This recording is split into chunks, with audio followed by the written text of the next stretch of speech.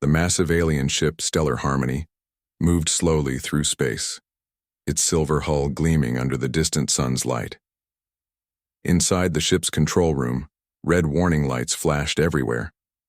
Ambassador Krixtal, a tall blue creature with 4 arms, stared at his computer screens with wide, confused eyes. "This cannot be right," he whispered to himself. The numbers on his screen made no sense.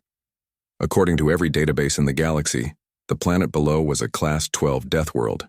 These were planets so dangerous that even the toughest alien species avoided them completely. Yet his sensors showed cities, lights, and millions of life forms moving around on the surface.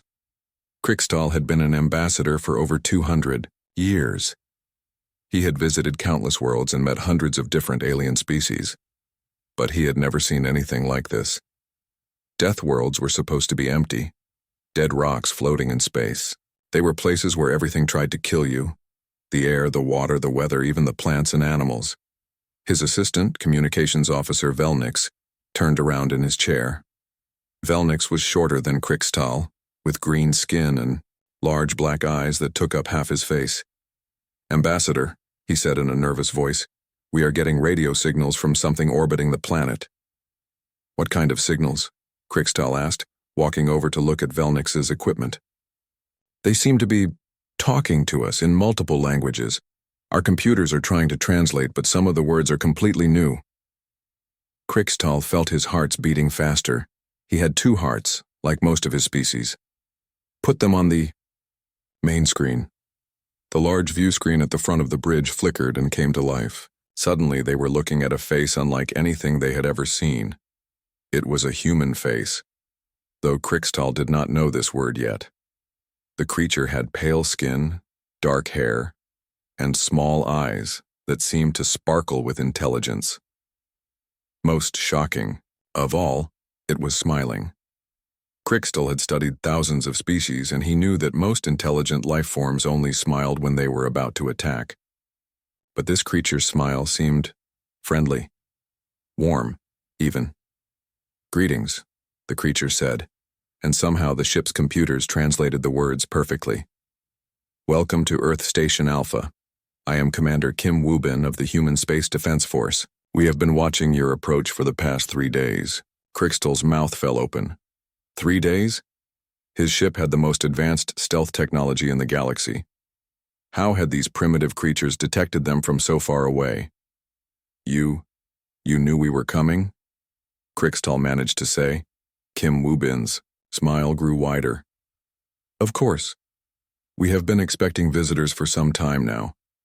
Our deep space telescope spotted your ship when you entered our solar system." More faces appeared on the screen. A woman with short black hair introduced herself as Engineer Park Min-ho, and another woman with glasses said she was Dr. Lee So-young. They all looked so calm, so relaxed. Krixtal could not understand it. "Forgive me," Krixtal said, "but our instruments show that your planet is extremely dangerous. How do you survive on the surface?" The humans looked at each other and laughed. Actually laughed. Krixtal had never seen beings laugh when discussing planetary survival. "Dangerous?" Kim Woo-bin said, still chuckling. "I suppose it can be challenging. Sometimes. We just finished a surface mission yesterday. Had to go down to Seoul to check on some equipment during monsoon season." "Monsoon season?" Velnix whispered behind Krixtal. He was looking at his computer screen with horror. "Ambassador, monsoon season means massive storms with winds that can destroy buildings and flooding that can drown entire cities." But the humans were talking about it like it was nothing special. Park Min-ho was saying something about how the rain was actually refreshing after spending weeks in space. Dr. Lee So-young mentioned that she enjoyed watching the lightning from her laboratory window. You go to the surface during major storm systems?" Krixtal asked, his voice shaking. "Well, yes," Kim Woo-bin replied. "Life doesn't stop just because of a little weather. Besides, Seoul is beautiful in the summer, even with the humidity. The thunderstorms are quite spectacular." Krixtal looked at his crew. Every alien on the bridge was staring at the screen with the same expression of shock and disbelief. These creatures were not just surviving on a death world. They were treating it like a pleasant vacation spot. Perhaps, Kim Woo-bin continued. You would like to visit our station? We have prepared guest quarters, and our scientists are very excited to meet you. Dr. Lee has been working on translation protocols for months. Krikstal realized that everything he thought he knew about the universe had just changed forever. Dr. Zephyra felt the familiar tingle of the teleportation beam as her molecules reassembled on the planet's surface. The moment her feet touched the ground, every warning system in her environmental suit exploded into action. Red lights flashed across her helmet display while alarm sounds screamed in her ears. Danger. Radiation levels critical. Her suit's computer announced in a mechanical voice. Atmospheric toxicity at maximum. Immediate evacuation recommended. Zephyra was a xenobiologist, someone who studied alien life forms. She had visited over 50 different worlds during her career, including some of the most hostile environments in the galaxy. But she had never seen readings this bad. Her suit was designed to protect her from almost anything. Yet even with all its advanced technology, she felt like she was standing in the middle of a cosmic furnace. Beside her, Dr. Choi Hee-jin stood without any protection at all. The human woman wore simple clothes, a light cotton shirt and thin pants. Her skin was directly exposed to air that should have burned her lungs and radiation that should have cooked her alive within minutes. Yet she was breathing normally and smiling like she was on a pleasant vacation. Beautiful morning, isn't it? Hye-jin said, stretching her arms above her head and taking a deep breath of the deadly atmosphere. Beautiful? Zephyra looked around in complete shock. Her suit's sensors were painting a picture of absolute horror. The ground beneath their feet contained enough radioactive materials to power a small starship. The air was filled with particles that would be considered biological weapons on most civilized worlds. And the sun overhead was blasting them with radiation levels that should have killed every living thing on the planet. I don't understand, Zephyra said through her suit's speaker system. How are you not dead? Hee-jin laughed, a sound that seemed impossibly cheerful given their surroundings. Dead? Why would I be dead? This is just a normal day on Earth. Come on, let me show you around our nature preserve. As they walked, Zephyra's horror grew with every step. Her scanner was going crazy, identifying threat after threat around them. The trees they passed contained enough natural toxins to kill her entire crew. The flowers looked pretty, but her computer warned that their pollen could cause immediate organ failure in most alien species. But the worst part was the animals. Zephyra had studied dangerous creatures from across the galaxy, but Earth's wildlife was beyond anything she had ever imagined. Massive furry beasts that Hee-jin called bears wandered freely through the area. These creatures stood nearly 3 meters tall and weighed more than most alien vehicles. Their claws could tear through metal and their bite force could crush bones like twigs. Oh look, Hye-jin said excitedly, pointing at one of the giant beasts. There's a mother with her cubs. Aren't they adorable?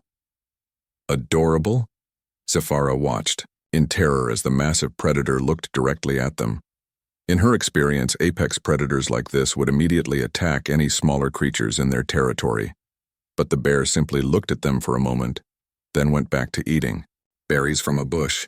It's not attacking us, Zephyra whispered.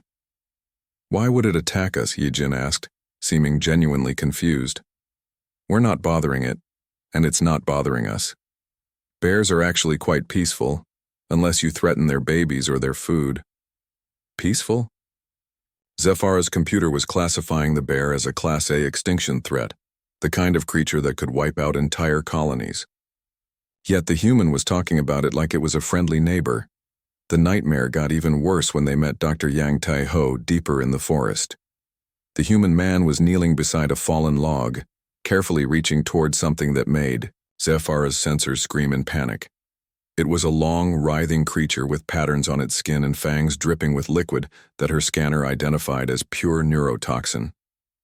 Just relocating this little guy, Yang said calmly, picking up the deadly serpent with his bare hands. Someone must have scared him out of his usual hiding spot. Wouldn't want anyone accidentally stepping on him. Zephyra nearly fainted inside her suit. The creature Yang was holding so casually contained enough venom to kill 100 aliens, her size. One bite would cause immediate paralysis followed by an agonizing death, yet Yang was handling it like it was a harmless pet. "That's extremely venomous," she managed to say. "Well, yes," Yang replied, walking a few meters away and gently placing the snake under another log. "But he's not aggressive. Snakes like this only bite when they feel threatened. As long as you're calm and careful, they're perfectly safe to handle." "Safe?" Zafara watched the human dust off his hands and walk back toward them as if he had just moved a piece of furniture instead of one of the deadliest creatures she had ever seen. As the day continued, things only got stranger. The humans showed her plants that could cure diseases but would also kill most aliens if they even touched them. They walked past streams filled with microscopic life forms that her scanner classified as biological warfare agents. They pointed out insects that carried enough toxins to wipe out entire star systems, but the humans treated all of it like a pleasant nature walk. That evening, Hyejin and Yang invited her to what they called a barbecue in an outdoor area behind their research station. As Zafara watched in amazement, dark clouds gathered overhead and electricity began dancing across the sky. Lightning bolts, each one containing enough energy to power a small city, crashed down around them with deafening thunder. The humans responded by lighting a fire and cooking food over it. They laughed and pointed at the lightning display as if it were entertainment put on for their enjoyment. When rain began falling, water that her suit warned contained dangerous chemicals and bacteria, they simply put up a simple cloth covering and continued their meal. "Isn't this wonderful?" Hyejin said, taking a bite of food that had been cooked over an open flame during an electrical storm. "I love summer evenings like this. The lightning is so beautiful." Zafara realized with growing terror that she had completely misunderstood what humans were. They weren't survivors who had somehow managed to live on a hostile world. They were apex predators who had turned the most dangerous planet in the galaxy into their personal playground, and they didn't even realize how terrifying they were. The solar flare came from nowhere, like an invisible fist of pure energy slamming into both ships at the same time.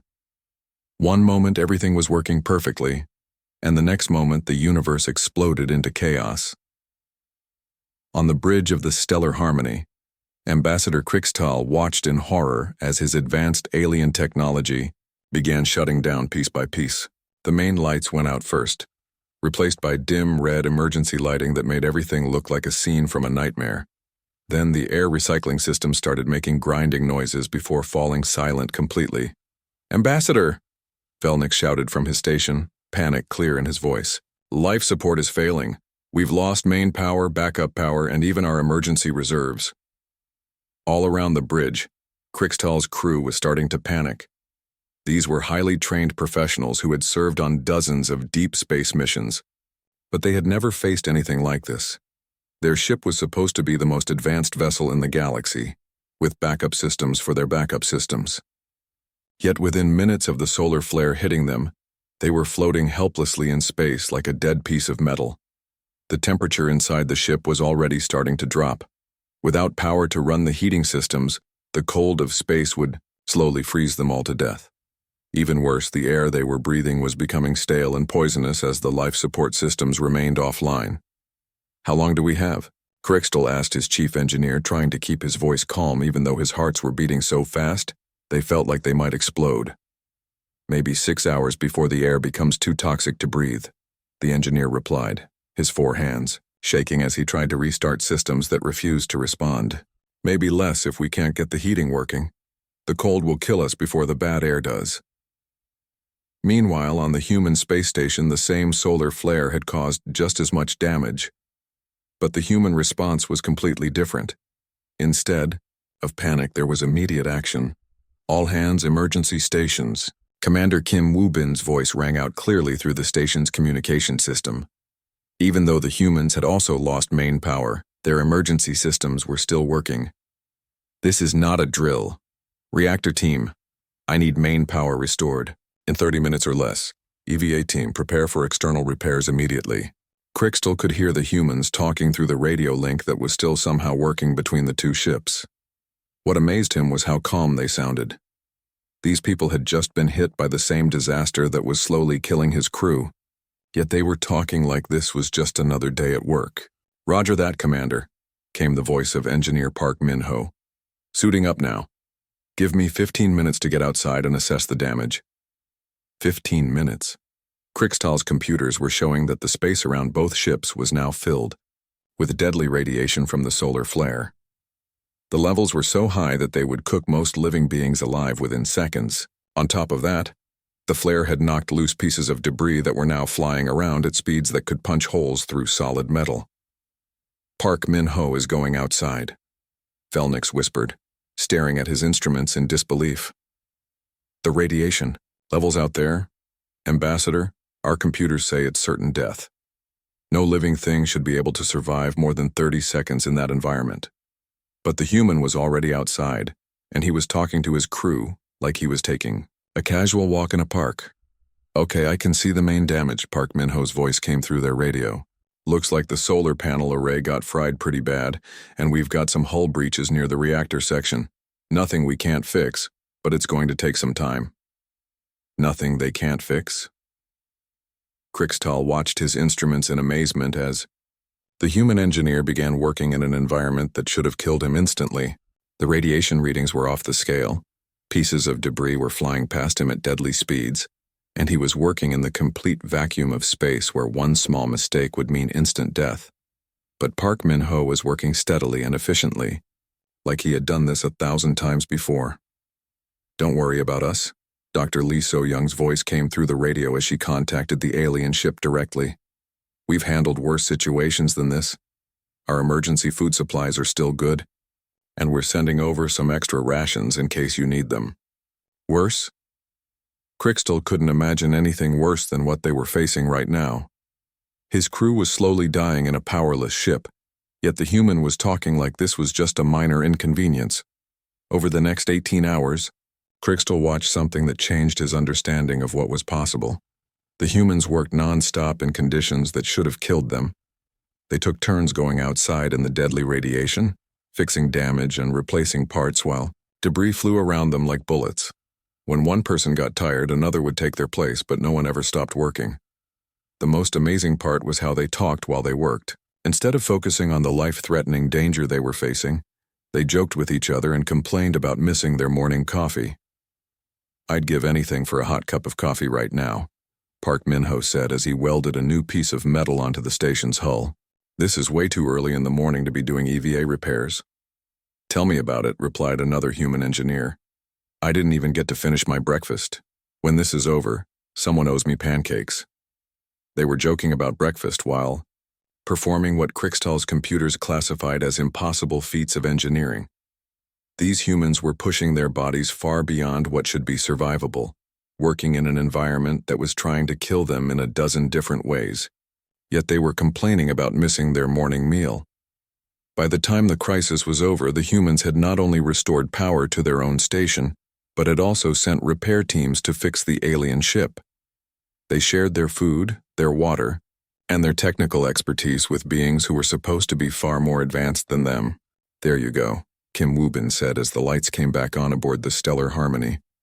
"Good as new, though you might want to upgrade your radiation shielding before you head into any more solar flare zones." Krixtal realized that everything his people believed about technological superiority had just been proven wrong. The humans had not only survived a disaster that nearly killed his advanced crew, but they had saved the aliens who should have been rescuing them. These weren't just survivors living on a dangerous world. They were something far more remarkable. Beings who had been forged by constant crisis into something that could handle anything the universe threw at them. The alarm that woke Krixtal from his sleep was unlike any he had heard before. It wasn't the gentle chime that usually announced incoming messages or the steady beep of routine system checks. This was a harsh, urgent wailing that meant only one thing: imminent danger to all life in the area. Krixtal rushed to the bridge of his ship, still wearing his sleeping clothes. What he saw on the main display screen made his blood turn cold.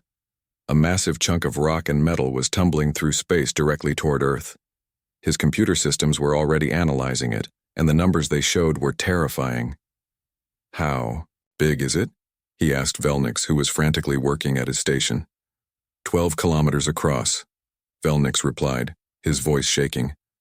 Dense metallic core, probably broken off from a larger asteroid in the outer system.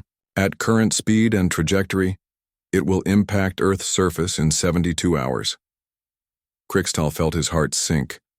12 kilometers was enormous, large enough to end all life on the planet below. When asteroids this size hit worlds, they didn't just make craters, they cracked continents apart, boiled away oceans, and threw so much dust into the atmosphere that the sun disappeared for years. Nothing survived impacts like this. Begin evacuation calculations immediately, Crixtal ordered his crew. How many humans can our ships carry? Contact the other vessels in the area. We need every available transport. His crew worked frantically, running numbers and sending emergency messages to other alien ships nearby. Within an hour, they had their answer, and it wasn't good. We can save maybe 50,000 humans, his chief engineer reported sadly. If we pack everyone in like cargo and ignore all safety regulations, maybe 100,000. But Ambassador, there are over 8 billion humans on that planet. 8 billion. Crixtal stared at the number on his screen. They could save less than 1% of the human population. The rest would die when their world was destroyed. Send the evacuation offer immediately, he commanded. Tell them we'll take as many as we can. The response from the humans came within minutes, and it was not what Crixtal expected. Thank you for the generous offer, Commander Kim Woo-bin said over the communication link. His image appeared on the main screen, and surprisingly, he looked completely calm. But we're not abandoning our home. You're not, Crixtal stammered. Commander, perhaps you don't understand. This asteroid will destroy your entire planet. Everyone will die. Kim Woo-bin smiled, the same warm smile that had confused Crixtal during their first meeting. We understand perfectly, Ambassador. We've been tracking this asteroid for the past 6 months, but we're not running away. Dr. Choi, could you show our friends the current status of Project Thunder? The screen split to show Dr. Choi Hye-jin at what looked like a massive control center. Behind her, dozens of humans were working at computers and monitoring displays that showed complex mathematical calculations. She looked as calm as her commander. Certainly, Dr. Choi said, pulling up a 3-dimensional display that made Crixtal's eyes widen in shock. We can deflect the asteroid using a series of controlled nuclear explosions combined with gravitational manipulation devices. Crixtal stared at the holographic plan floating in front of him. What the humans were proposing violated every safety regulation in the Galactic database.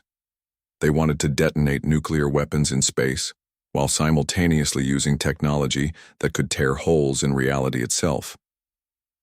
The energy levels involved were beyond anything most civilizations would ever attempt. This is madness, Velnix whispered behind him. The radiation alone could sterilize half their planet. And if those gravitational manipulators malfunction, they could collapse their sun into a black hole. Crixtal finished, quietly, but Dr. Choi was explaining the plan as if it were a routine engineering project. The initial nuclear charges will alter the asteroid's trajectory by approximately 15 degrees. Then we'll use the gravitational devices to fine-tune the deflection. Yes, we'll lose most of our orbital infrastructure and the radiation will be significant, but Earth will survive. You're treating this like fixing a broken machine, Crixtal said in amazement. Well, isn't it? Kim Woo-bin replied. We have a problem. Big rock heading for our planet. We have tools, nuclear weapons, and gravity. Manipulators. We use the tools to solve the problem. It's not that complicated. Not that complicated? Crixtal was looking at the most complex and dangerous engineering project he had ever seen, and the humans were talking about it like they were repairing a broken appliance. Over the next 3 days, Crixtal watched something that challenged everything he thought he knew about intelligent life in the universe. While his crew prepared for evacuation procedures and calculated casualty numbers, the humans went about their normal daily routines. Children went to school. Adults went to work. Families had dinner together and watched entertainment programs. The only sign that anything unusual was happening was the occasional news report about Project Thunder and reminders for people to stay indoors during the deflection event. "Don't they understand what's happening?" Velnix asked as they watched human news broadcasts. Their entire world could be destroyed, and they're acting like it's just another day. But Krixtal was beginning to understand something that terrified him. The humans weren't ignoring the danger. They simply refused to be controlled by it. They had looked at an extinction-level event and decided to treat it as a problem to be solved rather than a disaster to run from. On the final day, Krixtal watched as the human plan unfolded. Nuclear weapons detonated in carefully calculated sequences, each explosion precisely timed and positioned. The gravitational manipulators activated with energy readings that made his instruments scream warnings. For 12 terrifying hours, space around Earth became a storm of radiation and twisted gravity. The asteroid, caught in forces that could crush planets, slowly began to change course. Inch by inch, degree by degree, it moved away from its collision path with Earth. When it was over, the asteroid sailed harmlessly past Earth, close enough to be visible in the daytime sky but far enough away to pose no threat. The humans had literally moved a mountain-sized piece of rock through space using controlled explosions and manipulated gravity. As the all-clear was announced, Krixtal expected to see celebrations, relief, maybe even some acknowledgement of how close they had come to extinction. Instead, the humans reacted the same way they reacted to their thunderstorms, with appreciation for the spectacular light show. "Beautiful, wasn't it?" Kim Woobin said as they watched the asteroid disappear into the distance. The kids, especially, loved seeing it during the day. It's not often you get to see something like that. Krixtal realized that he wasn't just looking at survivors or even apex predators. He was looking at beings who had been shaped by living on a world that constantly tried to kill them. They had become so accustomed to facing extinction that they treated planet-killing asteroids as just another problem to solve. These humans didn't just live on a death world. They had become something that could turn any world into their home, no matter how dangerous it might be. 3 months had passed since the asteroid crisis, and Krixtal couldn't believe what he was seeing through his ship's viewports, where Earth's orbital stations had once been damaged and barely functional. Now there was a bustling network of new construction that put most galactic civilizations to shame. The humans hadn't just repaired what was broken. They had completely redesigned everything to be better than before. New space stations gleamed in Earth's orbit, each one incorporating lessons learned from their near-death experience. Solar panels were now designed to automatically fold away during solar flares. Hull plating was thicker and better protected against radiation. Emergency systems had backup systems, and those backup systems had their own backups. "How did they rebuild so quickly?" Velnix asked, studying the construction data on his screens. "Our people would need years to replace this much infrastructure, and they did it in 3 months." Krixtal shook his head in amazement. "They didn't just rebuild, Velnix. They improved everything. Look at those new stations. They're more advanced than some of our own designs." Today was the formal diplomatic meeting that would determine Earth's relationship with the greater galactic community. Krixtal had spent weeks preparing his recommendations for the Confederation Council. In his experience, newly discovered civilizations usually fell into one of two categories: primitive species that needed careful guidance to develop safely, or advanced species that could be welcomed as junior partners after a long period of observation and testing. But the humans didn't fit into either category. The meeting took place in the main conference room of Earth Station Alpha, which had been completely rebuilt since the solar flare incident. The room was simple but elegant, with large windows showing the blue curve of Earth below. Commander Kim Woobin sat at the head of a polished table, flanked by his key personnel. Engineer Park Min-ho, Dr. Yang Tae-ho, Dr. Choi Hye-jin, and Dr. Lee So-young. Krixtal had expected this to be a routine first-contact diplomatic session. The humans would express their desire to join the galactic community. He would explain the usual probationary period and gradual integration process, and they would begin the slow journey toward eventual membership in the Confederation. "Ambassador Krixtal," Kim Woobin began formally, We appreciate everything you and your crew have done to help us during recent challenges. Today, we'd like to discuss Earth's future relationship with the Galactic Confederation. Crixtal nodded politely. Of course, Commander. We're prepared to begin the standard integration process. Typically, new civilizations undergo a 50-year evaluation period where we assess your technological development, social stability, and readiness for galactic citizenship. Kim Woo-bin smiled, but it wasn't the confused smile of someone who didn't understand what they were getting into. It was the confident smile of someone who was about to surprise you. Actually, Ambassador, we have a different proposal, Kim said. We want to join the Galactic Confederation as full partners, effective immediately. Crixtal blinked in surprise. Full partners. Commander, while we appreciate your enthusiasm, the integration process exists for good reasons. New civilizations need time to adapt to galactic society and prove their stability. We understand your concerns, Dr. Lee So-young said, leaning forward with that same confident smile. But we believe we have something valuable to offer right now.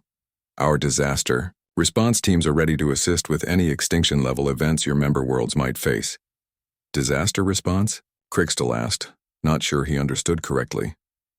Park Min-ho activated a holographic display that showed various types of planetary catastrophes, volcanic eruptions, asteroid impacts, solar flares, and other natural disasters that could wipe out entire civilizations. Your worlds face volcanic eruptions? Park Min-ho asked casually. We deal with those regularly. Last year alone, we evacuated 3 million people from the Mount Vesuvius region during an active eruption, and we do similar operations around the Pacific Ring of Fire constantly. Asteroid impacts?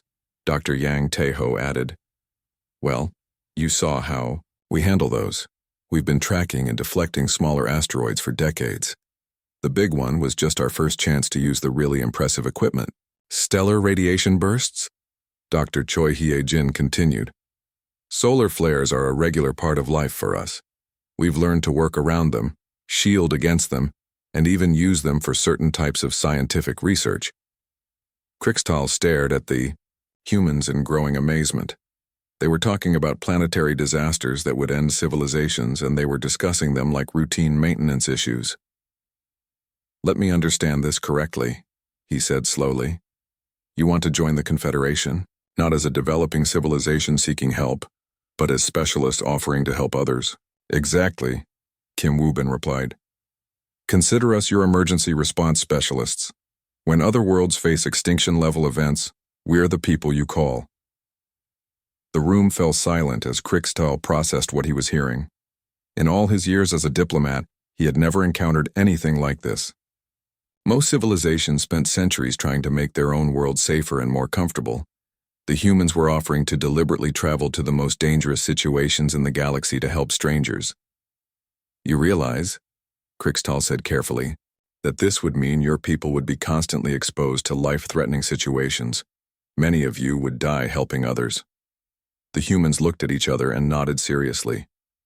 We understand the risks, Dr. Lee So-young said. But that's what we do. We help people even when it's dangerous, especially when it's dangerous. Besides, Park Min-ho added with a grin, it sounds exciting. Our people get bored when things are too safe and predictable. Bored? They got bored? When things were safe? Crixtal realized that he was looking at beings who were so adapted to danger that they actively sought it out. 2 weeks later, Crixtal's report reached the Confederation Council on the capital world of Nexus Prime. The emergency session that followed would be remembered as one of the most important in galactic history. They want to do what? Council Speaker Mordain asked, reading the report for the third time. They want to serve as emergency responders for planetary disasters, Crixtal repeated via holographic communication. They've already demonstrated capabilities that exceed our best disaster response teams. When the volcanic world of Keftar Prime sent out a distress call last week, the humans volunteered to handle the evacuation. The Council had been tracking the Keftar situation with growing alarm. The planet's main volcano was about to erupt, with enough force to make the world uninhabitable for decades. The Confederation's best estimates suggested they could maybe save 20% of the population before the eruption made rescue impossible. What was the result? Mordain asked. Crixtel smiled, something he had learned from watching humans. They saved everyone.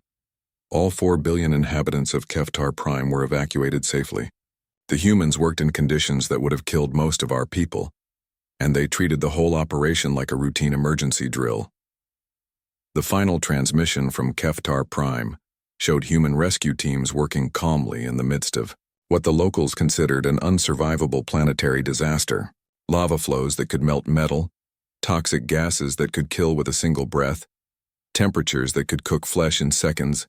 The humans worked through all of it with the same casual efficiency they had shown during the asteroid crisis. Council, members, Crixtal concluded his report. We haven't discovered a primitive civilization needing our guidance. We've found natural-born survivors whose entire species was forged by catastrophe. They don't need our help. We need theirs. The vote was unanimous. For the first time in Confederation history, a newly discovered species was granted full membership status immediately, along with a unique designation, Emergency Response Specialists. The age of the Deathworlders had begun, and the galaxy would never be the same.